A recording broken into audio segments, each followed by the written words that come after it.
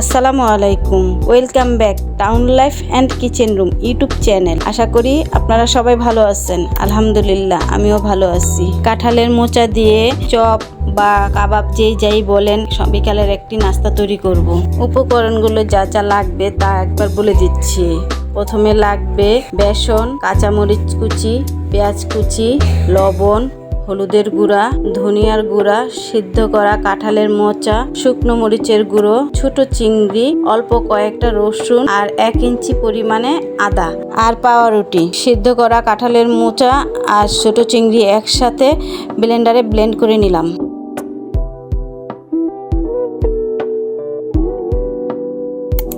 কয়েক পিস পাউরুটি আর ব্লেন্ডার করা মিক্সগুলো একসাথে অন্যান্য উপকরণগুলো দিয়ে হাত দিয়ে মাখিয়ে নিব।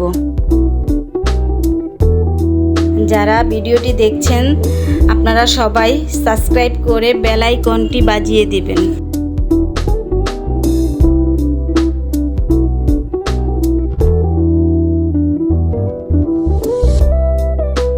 সাথে চা চামচের হাফ চামচ বেকিং সোডা দিলাম। কড়াইতে তেল দিয়ে এখন একে একে গোল গোল শেপ দিয়ে ভেজে নেব।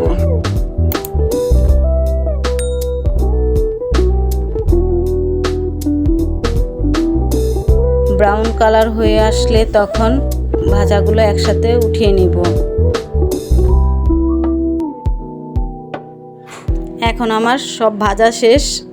চাট মশলা আমি উপরে ছিটিয়ে দিলাম। আপনাদের ইচ্ছে মতন আপনারা সস দিয়েও ভরিয়ে খেতে পারেন। এই ভিডিওটি ভালো লাগলে লাইক, কমেন্ট, শেয়ার করে আপনার বন্ধুদের দেখার সুযোগ করে দিবেন। এরকম ভিডিও আরও পেতে সাবস্ক্রাইব করে আমার পাশে থাকুন। ধন্যবাদ সবাইকে।